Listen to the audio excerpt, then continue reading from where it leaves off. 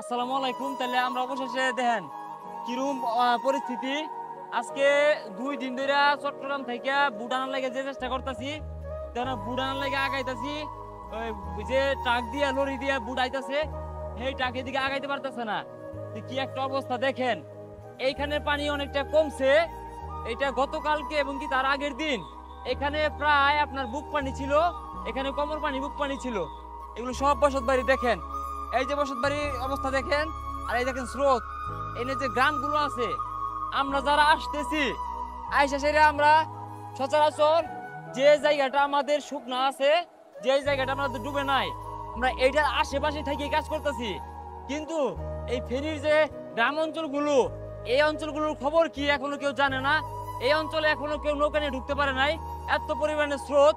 তো মাঝে মাঝে কিছু হেলিকপ্টার, সেনাবাহিনী সহ র্যাব, নৌবাহিনী আর প্রবাসীদের কিছু হেলিকপ্টার, এই সংস্থাগুলো কাজ করতেছে।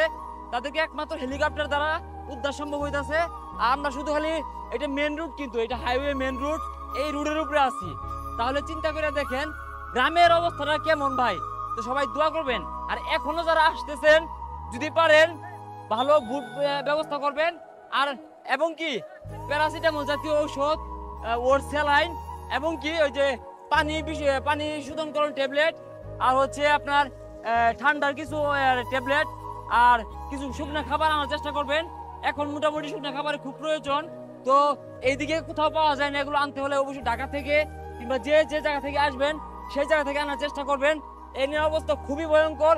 কি পর্যন্ত লোক যে মারা গেছে এটা কোনো হিসাব নেই। অনেক লাশ কেউ খুঁজে পাইতেছে না, অনেকের আত্মীয় স্বজন এসে আমাদের কাছে আকুতি করতেছে। তো ভাই আমাদের মানে আমাদের আত্মীয় ছিল, আজকে 5 দিন তার সাথে যোগাযোগ করতে পারি না। তারা কি অবস্থায় আছে, কোথায় আছে, তারা কি ভাইসা গেছে কিনা সেটাও জানে না। এতটা পরিমাণে স্রোতে অনেকে ভাইসা যা, রসা দিয়া উন্না দিয়া তাদেরকে ধরার চেষ্টা করা হয়, তাও ধরতে পারে না। এইভাবে নিজের চোখের সামনে অনেক তাদের আত্মীয়দেরকে হারাইছে। তো সবাই দোয়া করবেন। আর যারা আসলে শক্ত মনে বল, এখানে থাকার কোনো জায়গা নাই, খাওয়ার কোনো জায়গা নাই, ঘুম নাই, মানে কোনো রকমই নাই। আপনি এখানে যারা আসবেন, যাদের মনোবল একদম শক্ত, যারা এই এই প্রতিকূল অবস্থায় যারা নিজেদেরকে টিকিয়ে রাখতে পারবেন, যাদের সাহস আছে, তারাই আসবেন। ভালো থাকবেন, সুস্থ থাকবেন, আর ফেরিবাসীর জন্য দোয়া করবেন। আল্লাহ হাফেজ।